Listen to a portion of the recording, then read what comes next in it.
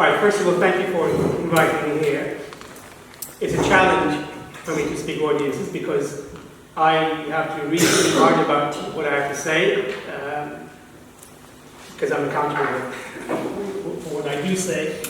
Today's topic is about the assassination of Talaat Pasha, the Turkish Minister of Interior, who was responsible for the Armenian genocide. In 1918, when the Ottomans lost the war, Talaat Pasha fled from the Ottoman Empire to Germany as a fugitive where he lived under a false name. So the mass murder was in Germany. He wasn't just hiding, he was also involved with a number of other fugitives trying to rally support for the Turkish nationalist cause. Even though they had lost the war, the Allies were occupying Constantinople and large parts of the former Ottoman Empire. They were still in the process of organizing a resistance or a comeback. Of course, that's what happened with the Kemalists. They came back to power and they created modern-day Turkey. Soghomon was an Armenian young man who was Talaat Pasha's assassin in Berlin. Now, this story is linked to so many different issues. It's a backstory attached to the Armenian genocide, the mass murder of Armenians. It has to do with the aftermath of World War I, when the boundaries and the final setup after the war was not clear. There was an Armenian Republic, but it was still at war against Turkish nationalists who were attacking this Armenian Republic. Just before then, the Armenians were a peace lobby in Paris trying to save this new republic. It's a very mixed period during which this particular event takes place. Talaat's assassination is also linked to, first of all, Armenian mythology, folklore, right? It's the antithesis of being the victim. When you kill the arch villain, it's shot dead by your own people. The whole organization of Talaat's assassination is fascinating in its own right. And of course, Talaat's assassination and the subsequent trial is linked to what became termed genocide. Raphael Lemkin, many Europeans who witnessed what happened, who witnessed the trial that took place, and started to question, how is it possible that a man like Tehlirian is put on trial for murder when the mass murderer himself, the victim, himself is a mass murderer for the killing of millions of people. So this is beginning almost of the concept of genocide, how the genocide concept arose, and Raphael Lemkin makes direct references to the Tehlirian event and Talaat's assassination. So it's wrapped up in so many different issues. If you delve further into it, the trial itself was unfair in many ways, but understandable. It was political. You realize the Germans didn't want to address it either, because not only is because by putting Tehlirian on trial and talking about the Armenian genocide, Germany's own culpability will be brought into question. The Germans were allied to the Turks who massacred the Armenians. So it's a very complex picture that this book is related to. Now, because it's such an exciting story, I mean, you couldn't make it up if you were a spy novelist. A lot of people have written about Tehlirian's assassination, Talaat Pasha. There's a lot of poor scholarship on it. I would say there are forgeries on it, because it tells a good story, without the intellectual rigor that one might expect if you take the subject seriously. So when I was approached to publish the English translation of Tehlirian's work a few years ago, these are the very questions I asked. How do we know that this is a reliable account? How do we know this is not a political account bluntly, by the Tash Institute and the Armenian Revolutionary Federation? Because it's their triumph that they haven't fabricated this. They haven't dressed it up in order to celebrate themselves as a national hero. I mean, these are very basic questions one can ask. So I had to start from sources. Do we have enough source material to be able to question what's in the memoir? Sometimes somebody writes all kinds of stuff in a book, but you still can't test it. You can test parts of it, but but you can't really test the substance of it. So one of the questions I had to ask is, are there enough resources to validate this book, or to define it in a way that within these parameters we can say this is an important account that quote unquote is true? And the answer is yes, otherwise I would not have published the book. I was wary of that. So, where should we start? The question is, when I myself started to probe this book, the three most important sources that we have on it are an unpublished manuscript in the Armenian National Archives in Yerevan, still not part of historiography. I haven't seen it cited. Historians don't use it. It might as well not exist. Tehlirian's own notes that he wrote in prison when he was after the Talaat assassination and he was waiting for his trial, he wrote about 70, 80 pages of material. That is a critical source with all kinds of problems, right? If you're writing you're under trial for murder for which you might get the death penalty, what kind of notes would you write? Very interesting. So that's a critical way. So that's a critical consideration. And the second critical source, and this is what creates a lot of the problems that we have, misunderstand Tehlirian, was his trial. Because the transcripts to his trial were published. They were published in Armenian translation in the year of the trial itself. And for years, people's understanding of Tehlirian's story was based on the transcripts.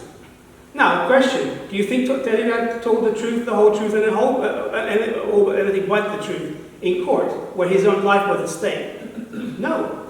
Of course Tehlirian lied about critical aspects of Talaat's assassination because he was up for a murder trial for which he could have got the death penalty.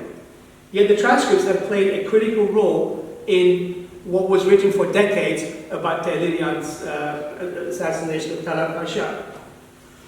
And the third sort is the book that he wrote in 1952. It was published in 1952-53.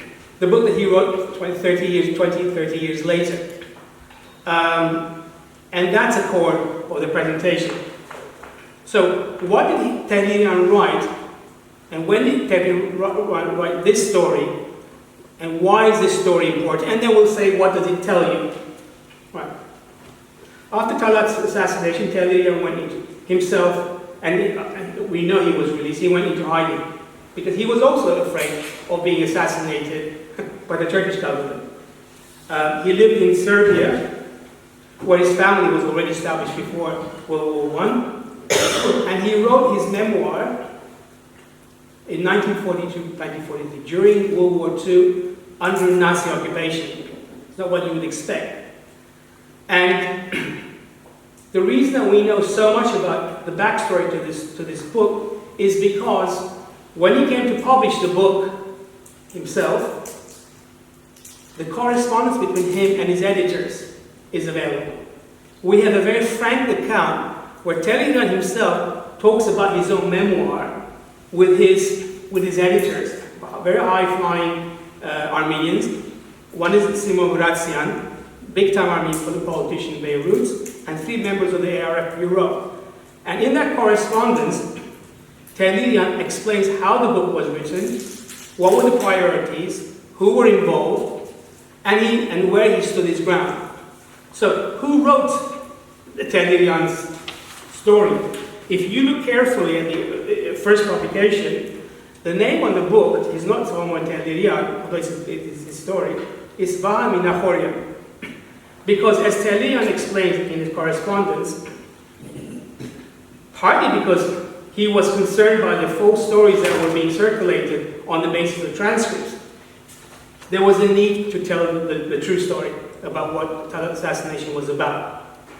And he describes how he, Vahami Nahorian, who was politically, so Tehlirian comes from Tashtakstan, ARF background. Vahami Nahorian was a former Armenian politician, member of parliament of the Social Revolutionary Party, anti-Tashnal, And there's another Armenian intellectual by the name of Tehlirian. These men, obviously decent people, sat down together and wrote a book to give a true account, as true as possible, about Talaat's assassination. So there's a critical element there, a critical energy. And the writer, being Minaforian, is a brilliant writer. That's why it reads like a novel. It's a beautifully written book in which the factual information comes from, firstly from Soghomon Tehlirian, he's narrating the story, Asfazadurian, and Minaforian. That's the first most important source for the book itself. Secondly, the book also utilizes published sources, it even cites them. So as they're writing the book, certain details, well, he can't write from memory, after the event, or certain points are made on the basis of newspaper reports, and even sources that they don't cite, but, and you'll see why I'm saying this, the information is coming from another published source because it's exactly what Tehlirian is narrating. And then and so you're making this distinction within the book of where the information comes from. And the fourth one would be Minaforian Asfazadurian, because there's so much background information about the Russian Revolution, about the movement of armies, about the politics of the Caucasus at the time. That information Tehlirian doesn't have. But so they've integrated that into a more coherent whole. Now the book itself, and in the course of so when this book comes up for being editing purposes, the editors want to change it.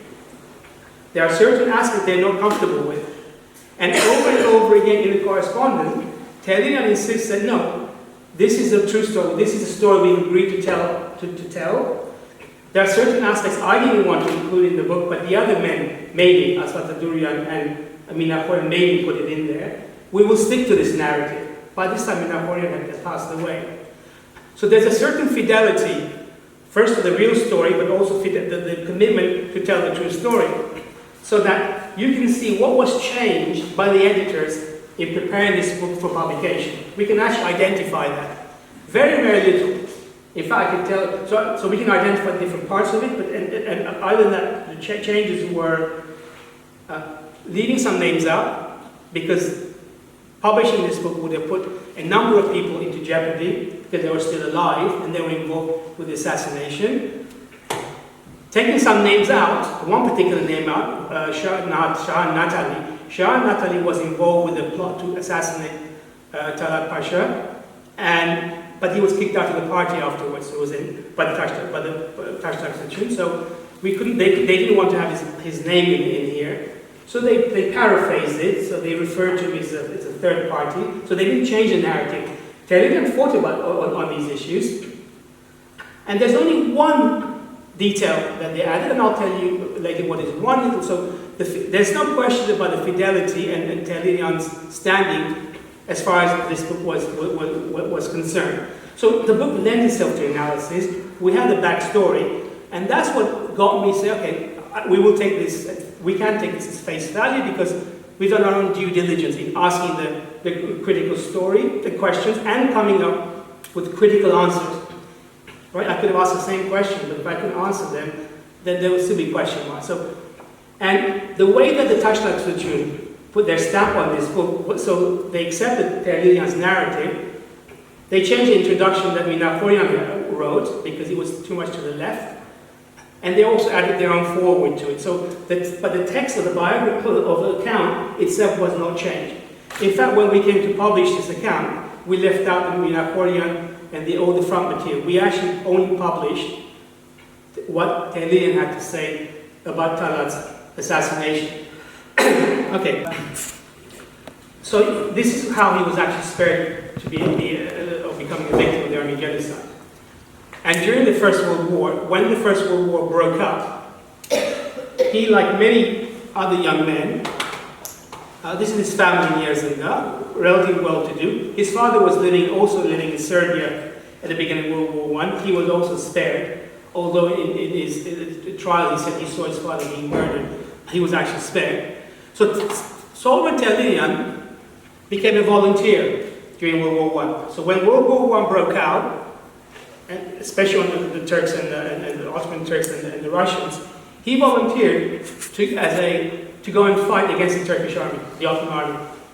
So he went to the Caucasus as a young man, and he ended up being one of the General Antranik's men.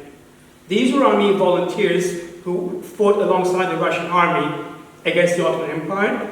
They played a critical role, an important role, in the successes that the Russians scored against the Ottoman army, first in Iran, and later, these Armenian volunteers were spearheading the Russian war effort into the Ottoman Empire.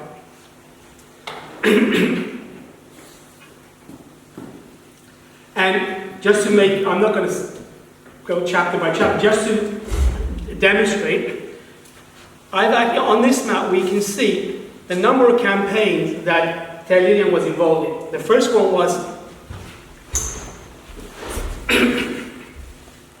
from the Bashkali area.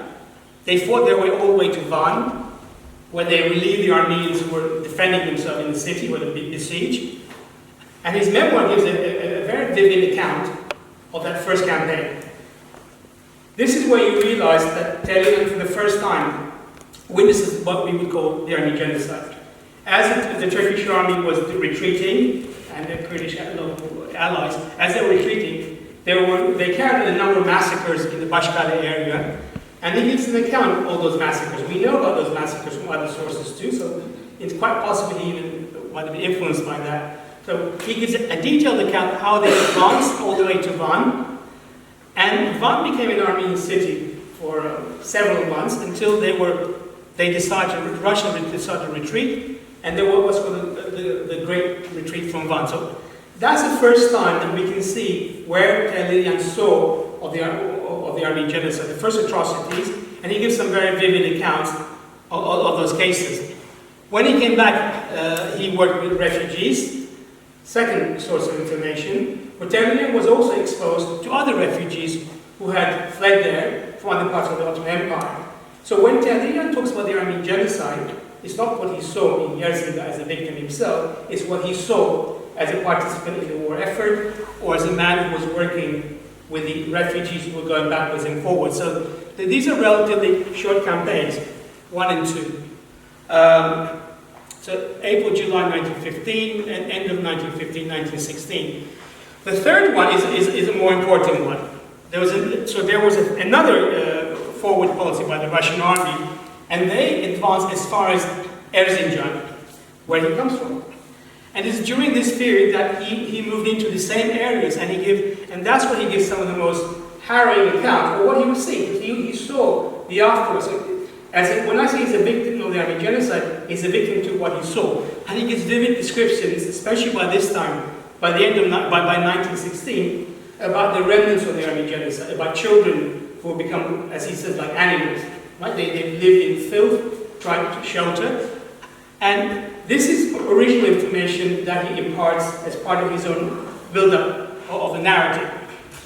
And already, one development that he touches on, and this is important, it's related to the Talaat assassination, he starts having convulsions, like epileptic fits, whenever this Armenian issue comes up. And then, of course, he never knew what happened to his own family, Erzincan, until he went there, once the Russians occupied it. And Erzincan was a destroyed city. There were no more Armenians left there. His family, like 17 members, had disappeared. They only found one young girl who had been sheltering the Kurds, and they could recover her. So this is the first time that he sees the full scope of the Armenian genocide at the personal level. And he has one of the most vivid, most disturbing descriptions of what happened to him, of one of his fits. I mean, it's a sort of almost a surreal part of the book when he starts seeing heads. His mother talks to him. I mean, it really is very disturbing, but this is what good literature is about. Is having the story, but being able to put it on paper. So this is when Minaforian's skill also comes in. And you really have a sense that this man, in many ways, was deranged. In 1916, he decides, I will kill Talaat Pasha. It's a personal mission. Nothing to touch that which martial art. It's a personal mission. He wants to kill the man who wiped out his family. And this is the narrative that is built up. He comes back, 1919, the war has stopped here for a while because the Turks have capitulated, and he decides to go to Constantinople. It's not in his trial records. He goes to Constantinople to kill Talaat Pasha. Of course, Talaat Pasha is not there anymore. There's a naive side to this. But while he's there, he's informed of what's called an Armenian traitor, Bagirdish, Armenian. And he assassinates, he kills another man, an Armenian traitor who had collaborated with the Turkish authorities during World War I in the persecution of Armenians. So this is a guy with military experience, with vengeance, and is willing to use that for what he considers to be a just cause. That gives you a sense of where Tehlirian is coming from. Now, the next stage of this, he doesn't find Talaat Pasha, so he goes to Paris, where the peace process is taking place.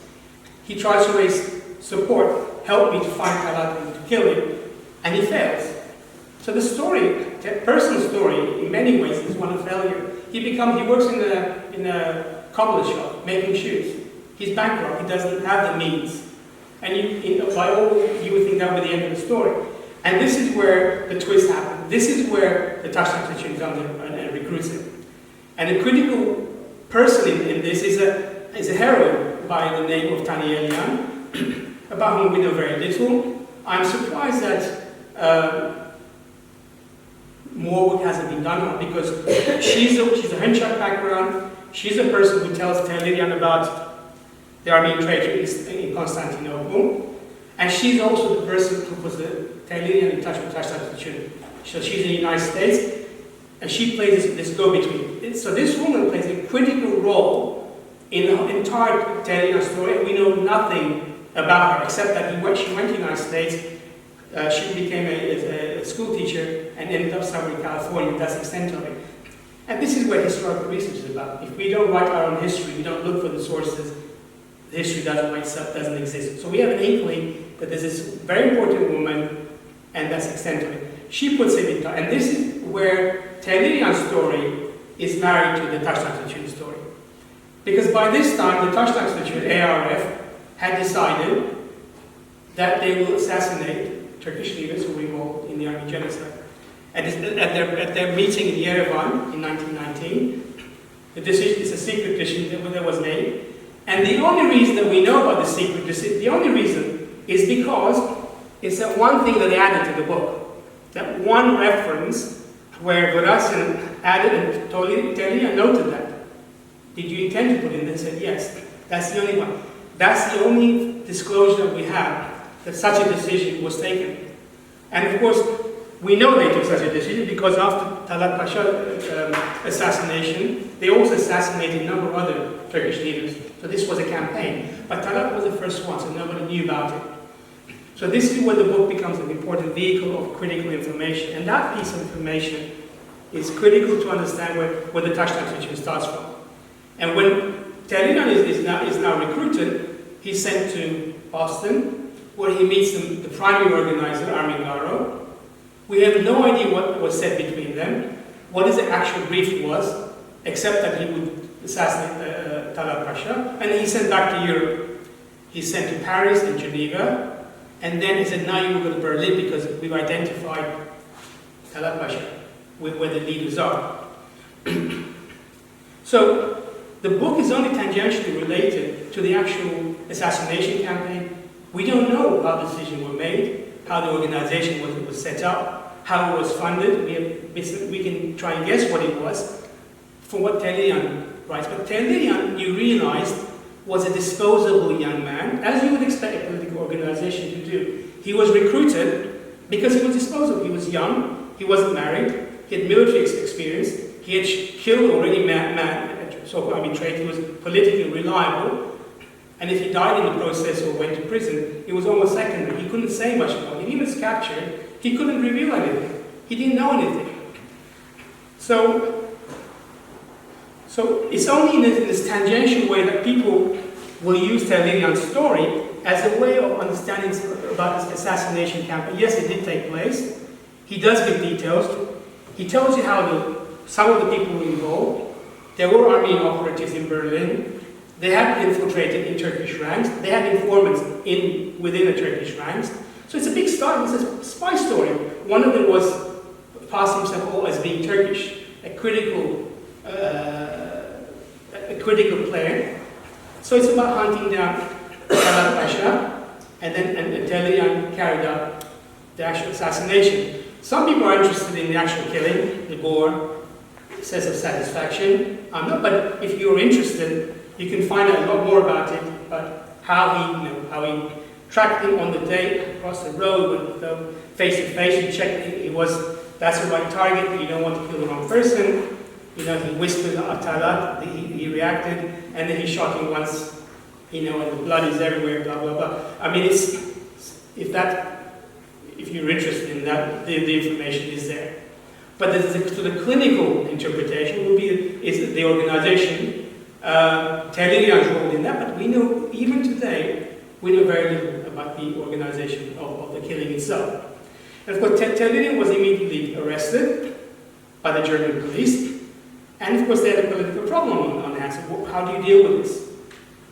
And he gives a great deal of details in his memoirs about his prison life.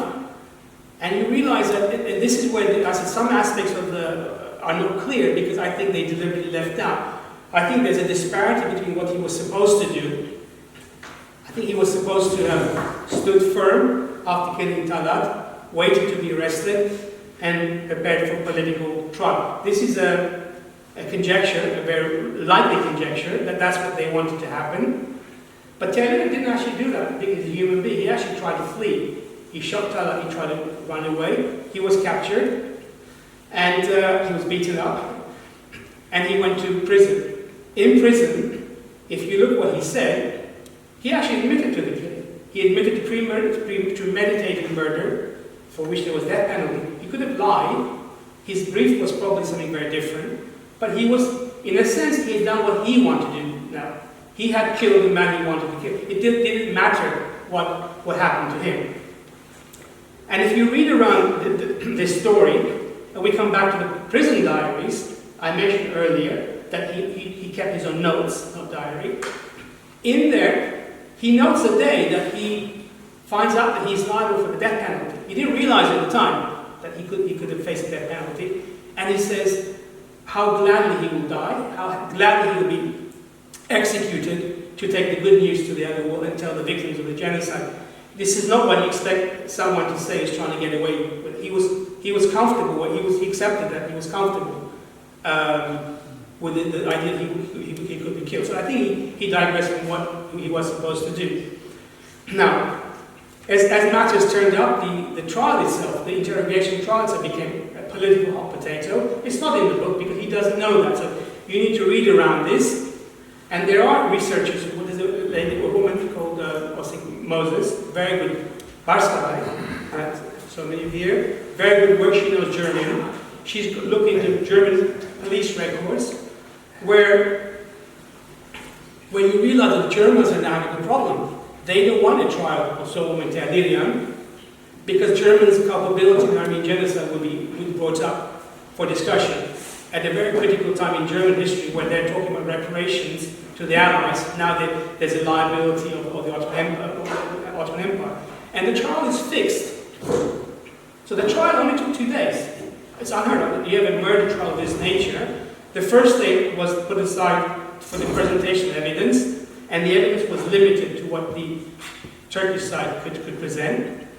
1 day of presentation of evidence, in which it was highly in favor of Tehlirian, and 1 day for the arguments.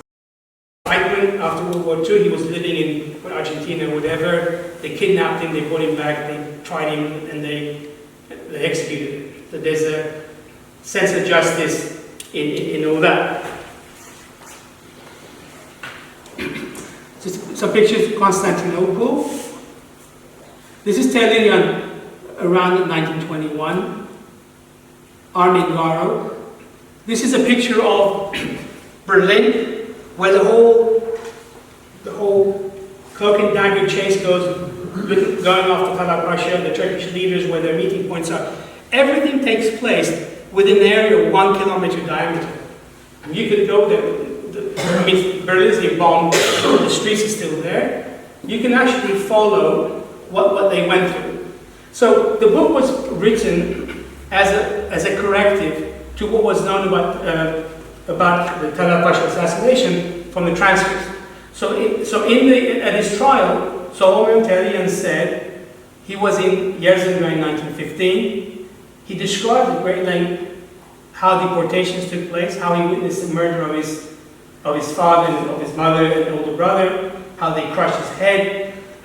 This was part of his agenda of bearing false witness to save himself. So it was important for him to publish a corrective. I believe that the corrective that he published was in earnest. I think it was certainly a joint effort in which the 3 people involved were agreed. So it's not a technical memoir, it's more than that. And I think that's the strength of the book. And his correspondence with his editors, where he's giving the story by the story in his correspondence, that material was published recently in them. So again, this is why academic work matter. Research matters, publication matter, because if them hadn't published the entire correspondence, I would not have been able to do this type of analysis. So there's a lot about Armenian history, a lot of materials that simply is not part of our understanding because it's never been studied. A lot of it is being lost. One of the sources concerns his prison notes. I said I'll probably end up having a special event just for that, because he gives details in there which corroborate, by the way, it does corroborate much of what he writes in here, but it also gives you more information about his mental state, about what he was expecting, about the support that he received in the prison. Inmates as well as the prison guard, I was surprised to see that. One of his biggest supporters was a Jewish prisoner who said, he's the first person who said, I understand what you did was good. So, I think as a Jewish, as a minority within Germany, I think they have a level of understanding that perhaps more Teutonic people don't necessarily have to see so. So there are details, minor details that adds to the book. The book is the core explanation, but there is additional material. And the other reason for publishing this in English is because I mentioned there are, I would say, fictional accounts of Tehlirian, written as a first person. The author claims to have known Tehlirian. He says, thank you to all these people in the beginning. It's like a page and a half. Look at that subterfuge, right? He suggests that he knew Tehlirian, he had special information. And he gives an account that is absolutely not true. He says that, for example, that he saw him, he shot him in the forehead. None of that is true. He said that the decision to kill Pasha was taken in Constantinople at a meeting of the ARF, where they decided we have to kill these Turkish leaders. And Tehlirian walked forward and says, I will do that. And everybody was clapping. And Yerani, of course, women are always in support here, right? He was there. And she said, yes, my hero kind of thing. Pathetic, really. But it's a fantasy. And it's offensive. And this is part of, this book is available. People read this thinking it has merit. It does have merit. But this is what historical forgeries are like. This is why we need to be careful how we read books and the questions that we ask about them. And most people will not be able to tell because it's written. It's a journalist who wrote it. And there are other accounts. People who don't know Armenian, who don't know the sources, but who will speculate. And speculation, and there is room for speculation. There's a lot about the assassination of Talaat Pasha we don't know. Some people have suggested that foreign intelligence services were involved, partly because to hit out the Tasht situation as well. How could Armenians succeed in doing something like this? There must be other involved. So some people will say, oh, it was a British behind it. Some say Russian. Some say German. But then you are undermining the more serious scholarship we don't know, or you take it for face value. We can speculate, as I did, that there was a difference between Tehlirian's brief. He never says what it was. After you shoot Talaat Pasha, what do? Do you escape? Well, there's no evidence that there were escape plans in place. If you don't escape, well, what were you supposed to do? And how do you account for it? He just doesn't touch on it. He doesn't need to touch on it. But these are the sort of questions that we can raise. And, and the most important thing, if the Talaat regime was behind it, which I believe it was, what happened to the correspondence? What happened of the file of the editor? We had the correspondence file between Tehlirian and his editors. What we don't, and in the minutes of the correspondence file, there's a part where they say all the relevant materials to do with this issue, including the manuscript, the typed manuscript copy they were working on, will be filed away for posterity. That material has never been released. It's either lost or it was destroyed. But the ARF, and I'm assuming they are 100% behind the decision, they never released, they never come clean of what was their real aim? Was their real aim simply to punish genocidal individuals, or was it much more to it than that? The fact that these individuals were involved in the real world in rallying Turkish support against Armenia. I think that's more likely. It's a pure speculation because we don't know. It makes perfectly sense that the Armenians would do this. At that time, ARF and the Armenian government were pretty much the same. They were the dominant party in Armenia. They were the government of Armenia. And it's entirely possible that there were other reasons, political reasons, but they could not declare it. Once you say our policy is political assassination of individuals, that's a dangerous paradigm to accede to, right? So one possible explanation is that the assassination of Pasha was part of a political assassination campaign in the interest of the Armenian state, and it was dressed up as simply as vengeance carried out by individuals like Soghomon Tehlirian. And this is where the sort of nuanced understanding is. Now, always with reference to sources. If we have more source material, we can come with better understanding. So there's a core to our understanding, and there's legitimate areas of speculation. And then there's, of course, the crazy fringe where people say all kinds of stuff. One guy was telling me recently that he didn't think Talaat was assassinated. I mean, and he hadn't read the book properly, but he claimed to be a scholar, and he was talking along those lines. We just ended the conversation. People can always speculate. It sounds good, right? No, maybe it's true, maybe it's true. This is why we need to have a grasp of what is the evidence. Is there sufficient evidence to stick to a core narrative, and then to question more speculative aspects related to history? This happens all the time, not just by me, elsewhere as well. But it's instructive to see this happening on this issue and try and be more critical in our own understanding of Armenian history, or